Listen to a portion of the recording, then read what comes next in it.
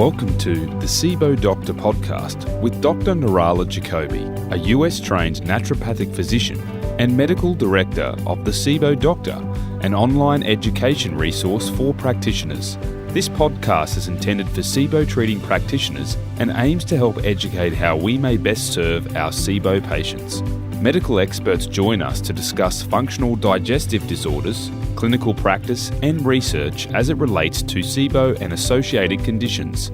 Head over to thesibodoctor.com where you can learn everything about SIBO from the basics to advanced treatments. You can also join in the conversation on the SIBO Doctor Practitioner Forum Facebook group. If you're a patient, please note this information is not intended to diagnose or treat medical conditions. Please ask your doctor before initiating any new treatments. We welcome you to head over to the SIBO Lifestyle Facebook group, where we post frequent tips and videos to help you on the road to gut health recovery. And now, over to Dr. Jacoby and the SIBO Doctor podcast.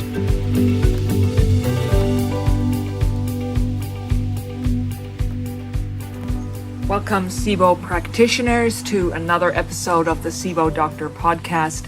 I'm Dr. Nirala Jacoby, and with me today on my back porch is my very good friend and colleague, Sarita Ford, who works as a hypnotherapist and holistic counselor here at the Biome Clinic. And because today's topic is rest and digest, sort of a follow-on from last podcast where we talk about the role of the nervous system and gut disorders, really broad topic, but diving deeper today into hypnotherapy and what that means. And we thought it would be great if we just sit on the back deck with ambient noises of living. We have traffic, we have my two small dogs here, we're sitting on the day bed. You may hear some barking and hopefully it's not too bad, but you'll also hear some beautiful sounds of the Australian birds in the background. And it's so perfect for a rest and digest topic because I often sit back here and rest and digest.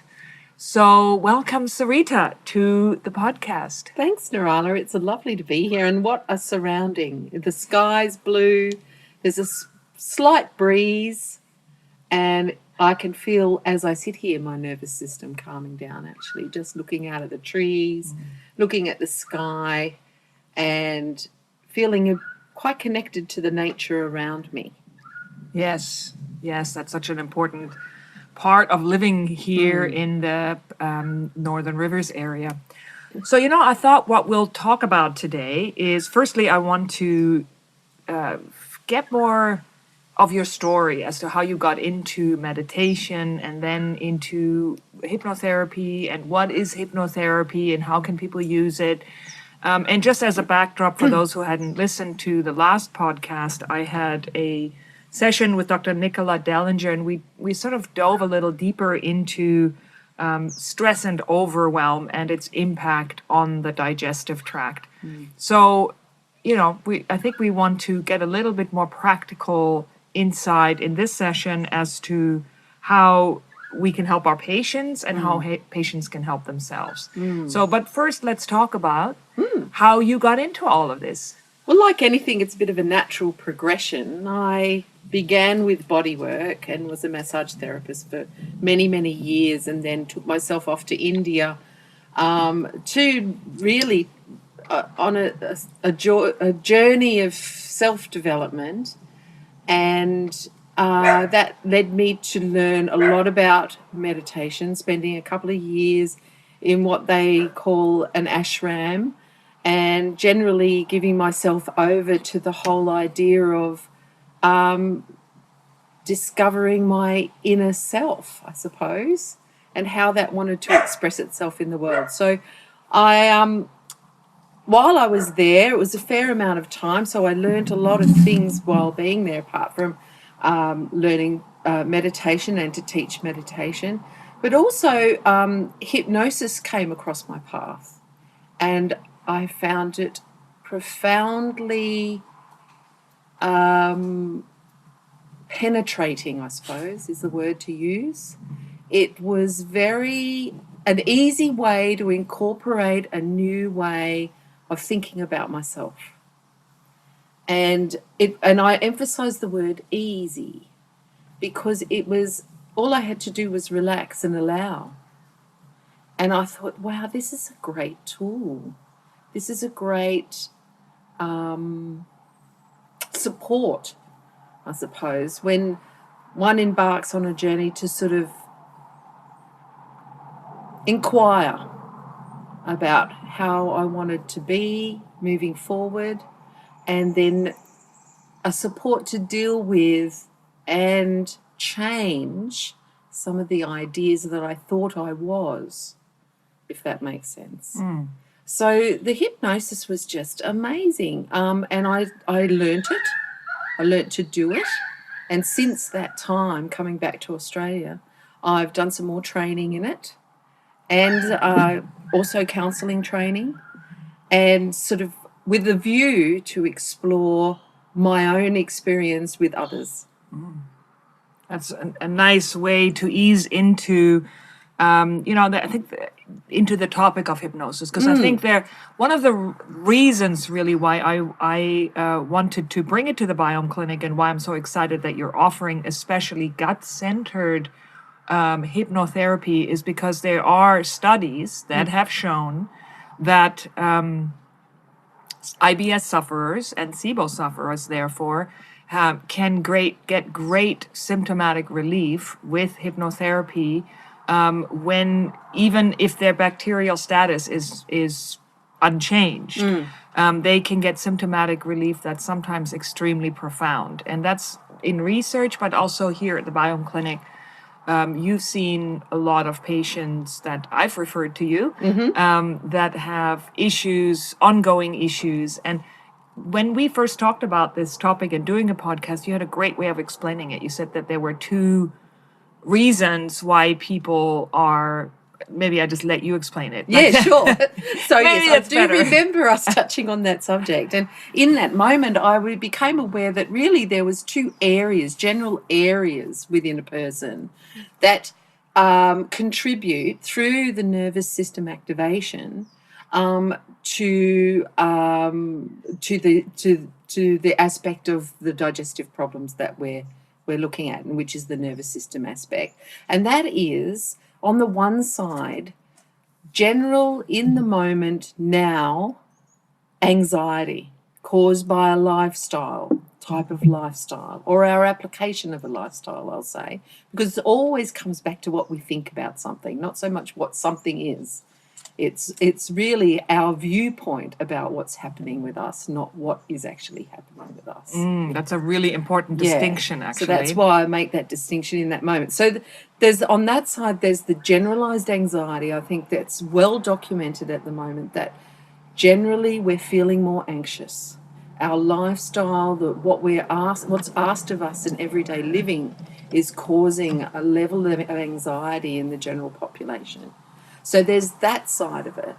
Then there's another area. Then they do into play here. The other area is past experience and how it impacts our thoughts and feelings now. So, for instance, if you've had a childhood where food is an issue of some kind, and I see people with all different ways of this, bigger or less in their own mind, and that is either they have been shamed around food, or there's been some emphasis on how much someone should eat or how little someone should eat, or food used as various emotional rewards, or food kept from you for some reason, as a way to control you as a child.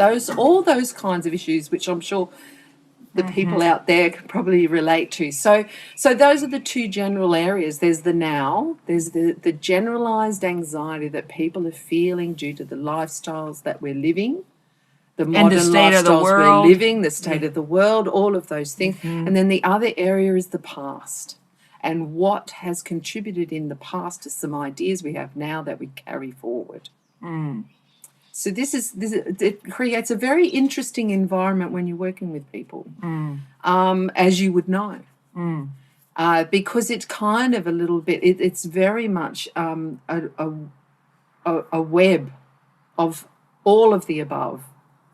And it just depends in the moment what's playing itself out. You know, when you talk, whilst you're talking, I'm reminded of the book, The Biology of Belief. Yes, by Bruce Lipton, the adorable man. Yes, Yes. And it's a really excellent book if you haven't read it, about basically that 90% of what we do is quite unconscious and automated in our lives, and it just is. Like you say, we're sort of the product of our how we were raised, Yes. the experiences that we've had throughout life. Yes. And so that really, this unconscious self is basically just like a pre-recorded tape, almost. That's how he describes Yes, it, right? exactly. It's like a tape that continues to play. And one of the things that I think with hypnotherapy that we're trying to do is sort of access this unconscious part of ourselves so that we can re-record these tapes. Exactly right. Exactly right. And that's a good point that you've brought up, that Bruce brought up also. And that is that we've got these two parts of our mind, our conscious mind, our subconscious mind. The conscious mind is like our workhorse. It's doing all the doings in the day. It's making sure we're on time. It's making sure we're getting where we're going with directions. It makes sure that we know how to drive the car, all of those sorts of things. And that this conscious mind draws from the subconscious mind in that we've learnt to do things.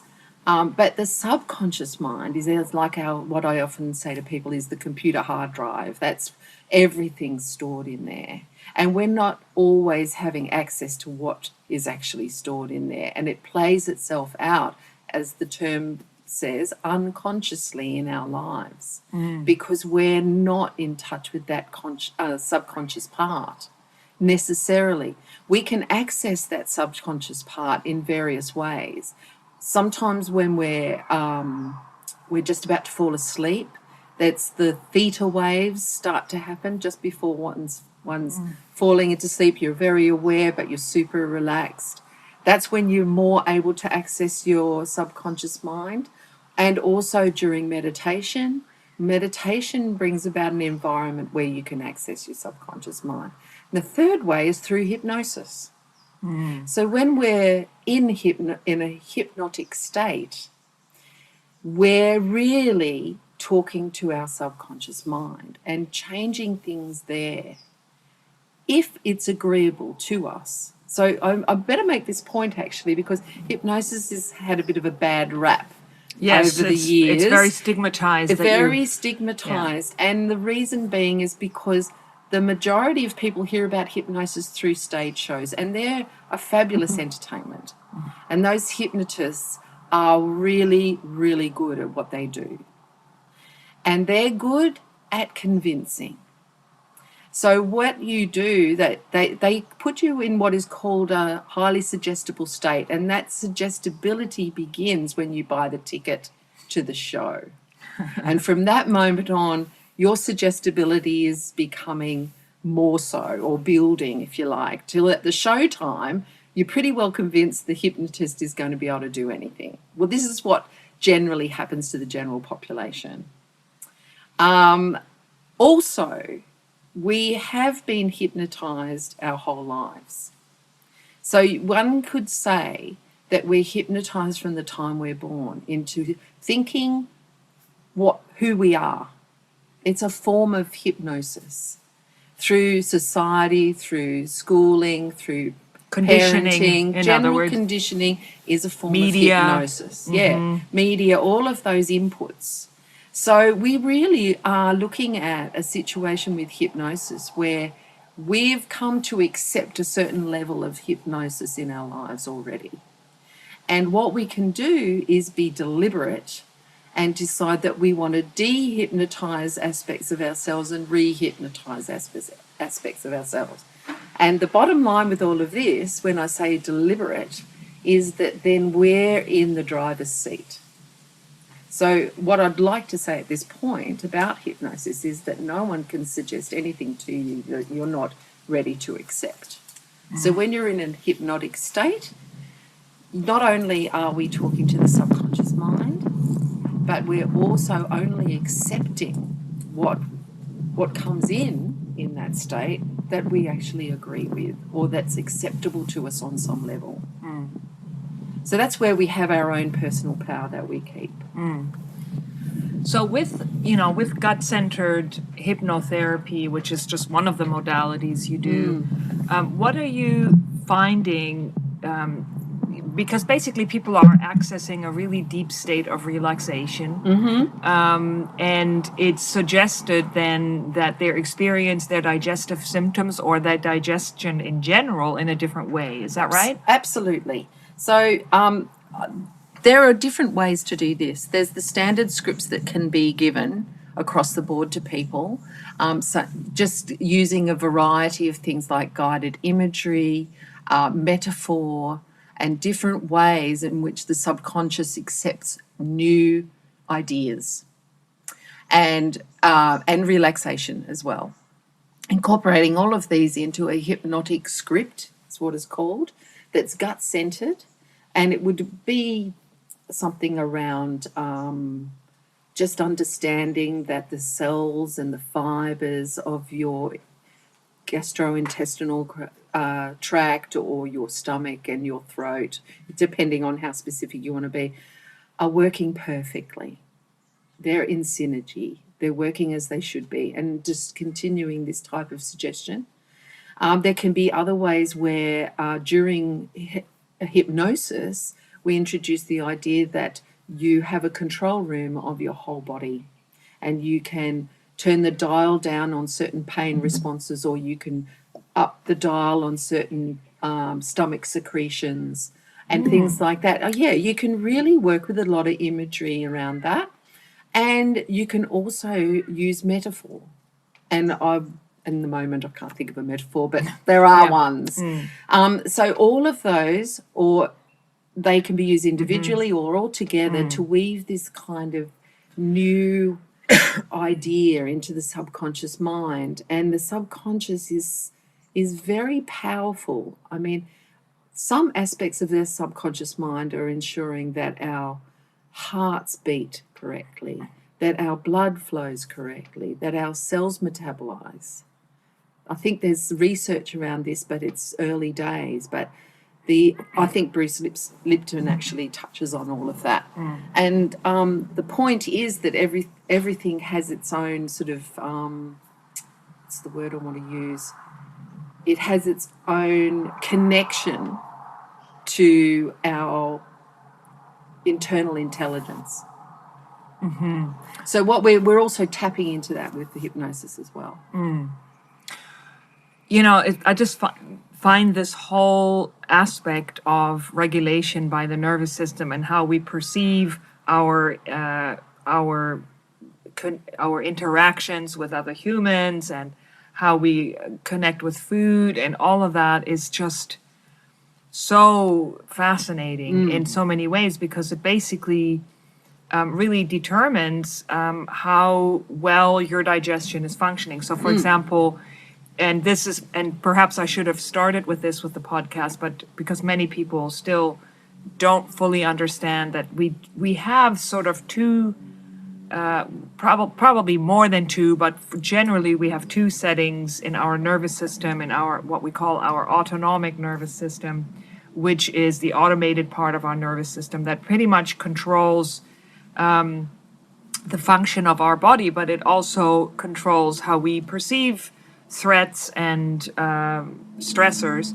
And one of those is fight or flight, which is the sympathetic nervous system that is very trainable, right? So if you're somebody who is very easily stressed, you're probably living your life, a large part of your life, in that state of being very activated, what we call activated, which is basically living in a state where your system continually perceives threats and your system responds to that. So one response to that is that the digestion is not functioning properly because under threats, or perceived danger, the body basically wants to run away and not digest food. And so it stops its out or greatly diminishes its output of digestive juices. All sorts of things happen. And then the opposite of that is rest and digest, which is much more this very relaxed state that enhances digestion and really it's not just being a couch potato, but being very alive, being very relaxed, being very in the moment. So that's really the focus of this talk, is to introduce this concept of hypnotherapy as a tool to have you experience the rest and digest if you're somebody who is very activated all the time. So that's one aspect of it. And, I want to get into also, where can people, for example, how can people get access to that? Are there other ways to enhance the rest and digest that is not hypnotherapy focused, like meditation? And what I often say is, it's just like a muscle. You must train it, right? If you are somebody who is aware that you're very stressed and you do meditation, but you only do it 10 minutes a day, that may not be enough. You may need smaller doses during the day to really kind of hone that response of rest and digest. Really, the goal is for you to stay very grounded and very centered without being reactive all the time to the whims of your fight or flight response. Yeah. Right? So can you talk a bit more about what other things, like if people don't have access to gut-centered hypnotherapy, and first of all, just Google it, I would say, to find somebody that might be near you. There's a lot of clinics starting to offer this because of the research that shows such tremendous benefit of this type of therapy on digestive symptoms and IBS in particular.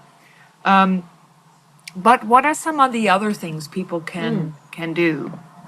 Yeah, you've introduced a great aspect here, and coming back to what we were initially talking about with these two aspects that I come across, the on the one side, the generalized anxiety on the one side, continually triggering the nervous system, and on the other side, past experience continuing to play itself out.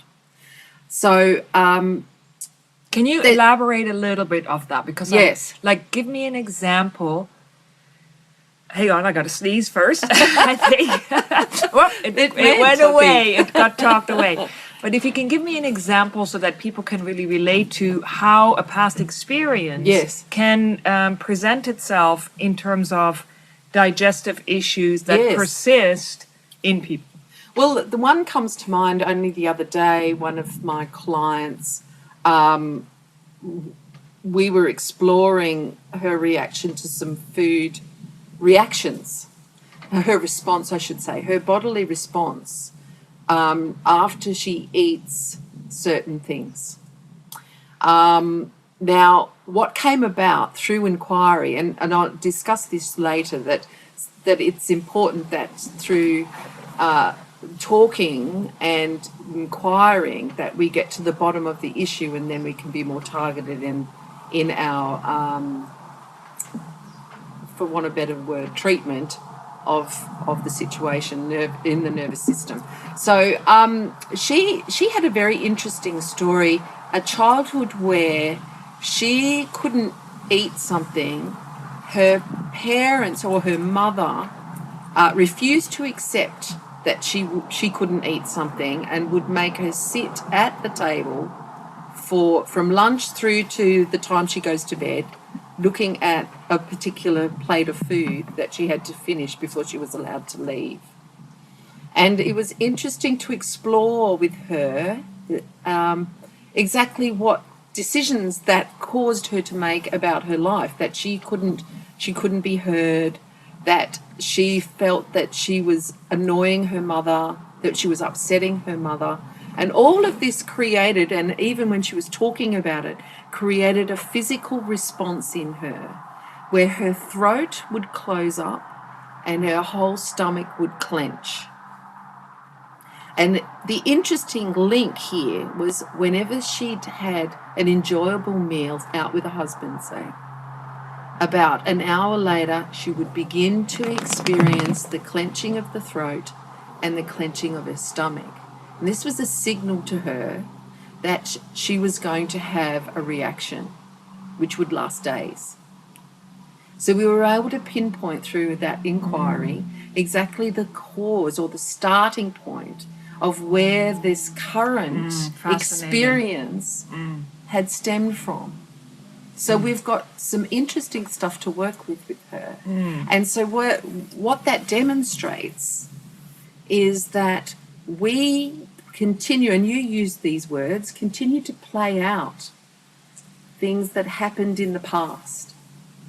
And they play themselves out in different little ways in our lives. And when we have had, say, a threat to us when we were younger, subconsciously we can still feel like there's that threat around, which will then activate that part of the brain that's there to protect us if we're in danger, which continues to be activated and then stimulates the nervous system in that way.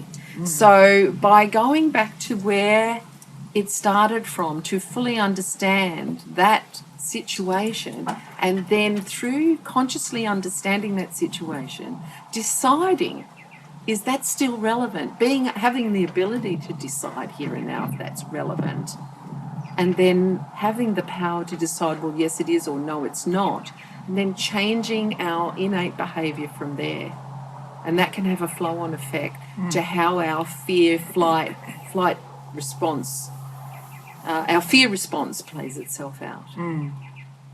Which is a way, like basically the brain or central nervous system in many people that have these types of reaction is constantly sending signals that they are in danger, right? That's basically what that center or that fear center, the amygdala, and the fight or flight, if you're in a perpetual state of that can then result in a state where you're not even aware of it, but your body sends you signals that you're in danger. And I think with our chronic patients, at the Biome Clinic here, we see a lot of that. And it doesn't mean that everyone that has a chronic illness has an element of an overdrive of sympathetic nervous system, but it's just interesting to see that, especially with people with a lot of food reactions, there seems to be a big element. And as we keep exploring that and really offering other modalities to help these people, we're just seeing a big response to sometimes it can be a game changer. And that's, I think, the reason I really wanted to do a podcast with you, because people need to start linking in their mind, if they have these chronic cases of SIBO or IBS or other digestive issues, of just even opening up the possibility of exploring either the gut-centered hypnotherapy or some what we call cognitive behavioral therapy, which is more talk therapy, right? But also the trauma that I talked about with Dr. Dellinger last time, because I find this kind of work so profound with as an adjunct to what we do. It doesn't mean you don't have to treat the bacteria, but it makes everything a heck of a lot easier when the nervous system is just in a more relaxed state. It's such a good point that you're making, because it brings to mind another client I had who had been years with chronic digestive issues. And we were talking a lot more than with the hypnosis. We were doing a lot more talk therapy. We bunch all of those things into talk therapy, like CBT, solution-focused therapy, all sorts of things like that. And what came about from that talking was an understanding that this young lady didn't even know what it felt like to be relaxed. And she was so relieved when I said to her, look, let's just get you used to feeling relaxed. She didn't know what that would feel like. Because we all have this normal way of existing, of going about our day, and that's just our normal way. If you're not experiencing contrast, then you're not really understanding if you're Exactly. activated or not activated. So we would just go about simple relaxation exercises, guided meditation. That's a great one. That anyone can get that from the internet. A short guided meditation recording, just to start to explore how it might feel to be more relaxed. And then it is an ongoing thing, Narala. That's the point. It's taken years for us to be at this point. So we have to be kind to ourselves and realise that we've just got a new exploration going on, and that things don't necessarily change overnight. They can, but that we really want to befriend our subconscious mind and say, yes, you've been doing a great job for me so far. It's come to a point now where I need to make some changes, and I'm going to help you to change. That's a nice way to put it. You know, we're so used to going, it has to be this way, and then we want it instantly, and that's fair enough, especially if we're suffering. But yeah, just to be gentle with ourselves and understand that we've been thinking a certain way for a long time, and that we now there need to was a give reason. And there was an absolute reason. Yes, and there, like, you know, I think it was one of the many teachers I've had in my life with self-inquiry who said childhood was just a way to survive the impossible. Absolutely. And even though, you know, if you've had a great childhood, I had a great childhood, but there were still elements where we survived the impossible because we were raised by imperfect beings, right? And so we have been taken on board aspects that really aren't ours. So that's really what we're talking about here when we talk about conditioning and childhood issues. And this recent surge in research that looks at adverse childhood events and the microbiome. Yes. Right? This gut-centered hypnotherapy and symptom control in IBS. And I just get really excited about that finally these two places are coming together, that we are beings with systems that are interrelated. Absolutely. We're not just one digestive system over here and a central nervous system over here. Everything works together, and how you perceive your environment dictates how you respond to foods and how well you assimilate your food and how well you can actually nourish yourself with those nutrients. So super fascinating. And I love that word nourish, because there are different ways that we nourish ourselves, not just with food.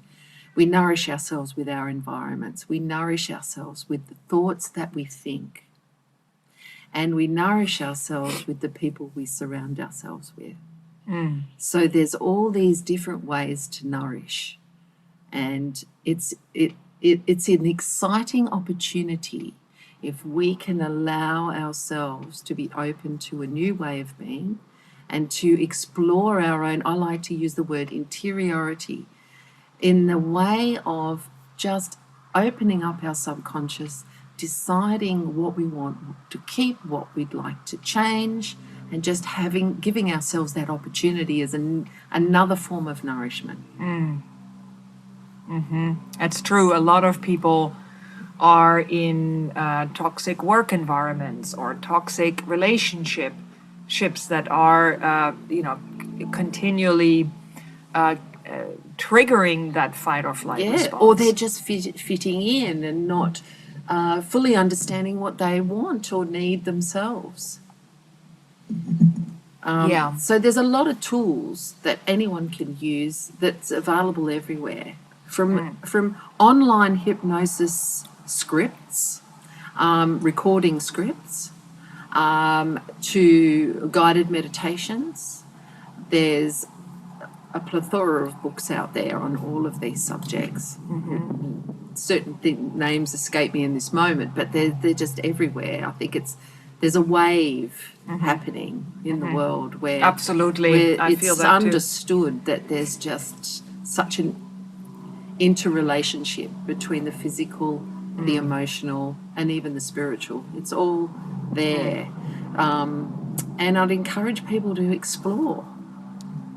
That's nice.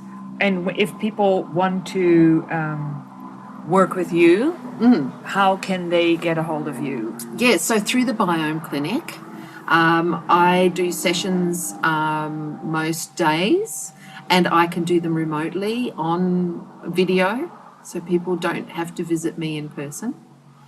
And we're having a lovely time, some of the clients and myself, on video. Actually, we're doing lots of work. It's great fun. But always happy to see people in person too.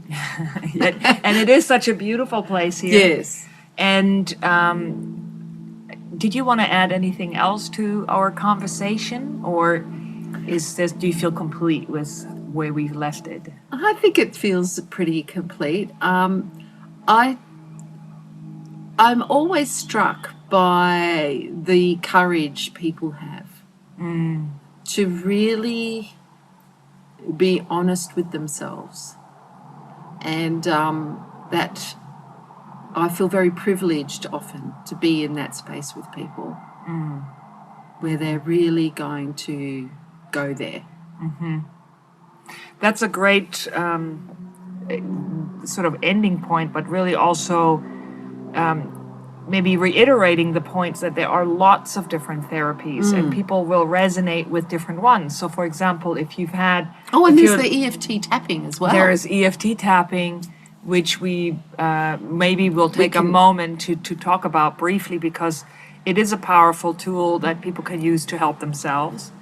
But there are different therapies. So if you feel like anything we've talked about here today resonated and you want to explore more, you might want to look into, if you've had a very traumatic childhood or traumatic experiences that you feel like are still contributing to your symptoms today, or you're thinking about it a lot, you might want to work with somebody who specializes in trauma. And there are different types of therapies. I really love something called somatic experiencing, which is a type of therapy that is not really focused on reliving the event by talking necessarily, but really allowing your body to disperse the pent-up energy that's left from that trauma.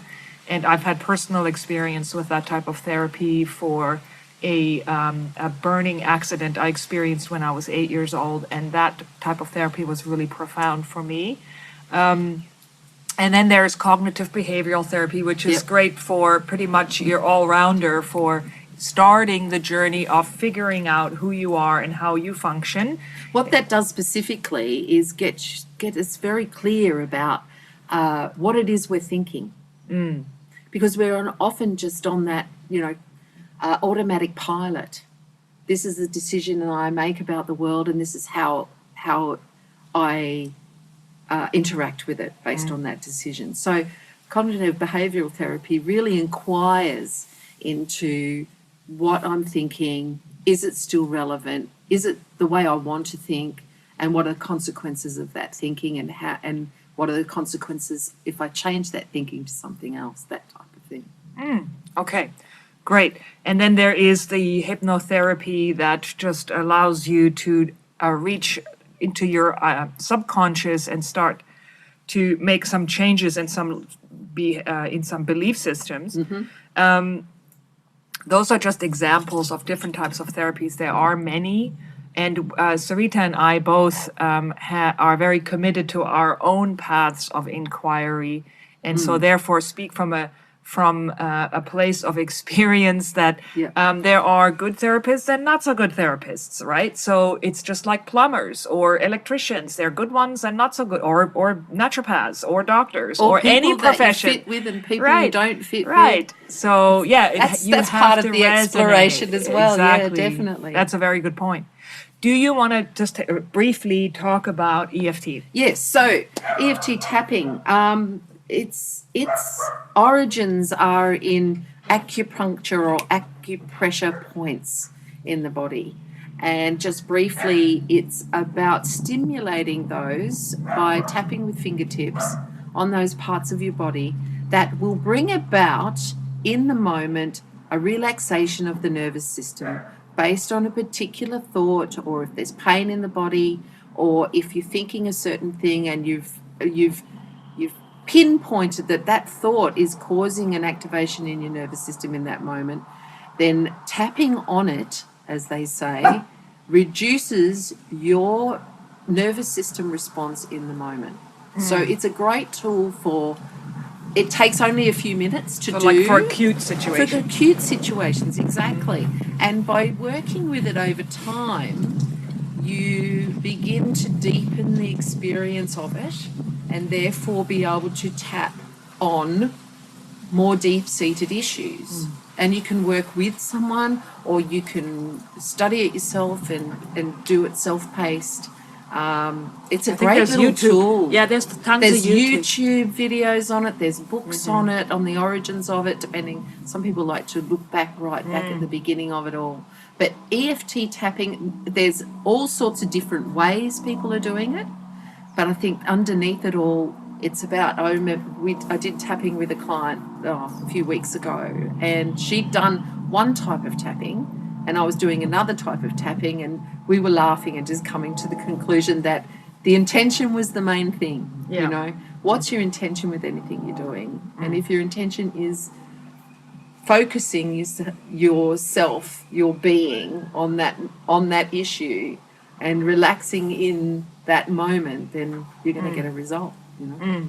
So anyway, yeah, tapping's a great resource to have. So emotional freedom technique. You can find videos on the internet for them. Well, thank you so much for taking the time to have this wonderful little chat. It really always felt happy to talk on that subject. Yes, and we always go deep into those kinds of things and go off on tangent, but we did pretty good here That's today. Good. We stayed on topic. We stayed on topic. It's quite breezy, so I'm hoping that the recording is not too windy. And the dogs behave beautifully. Yes, Good I have dogs. 2 small dogs that are complete reflections of my nervous system. One is rest and digest, and the other is fight or flight. So it's very cute. So thank you for your attention, and we'll have some resources for you in the show notes in terms of how to get in touch with Sarita. And thank you so much, Sarita. Oh, pleasure. I have had a ball. Thanks for talking to me. Wonderful. And everyone, wishing you all the best on your healing journey.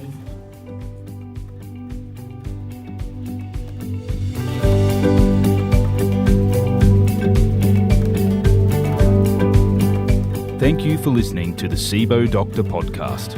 We hope you found the information in this episode useful in the treatment of your SIBO patients.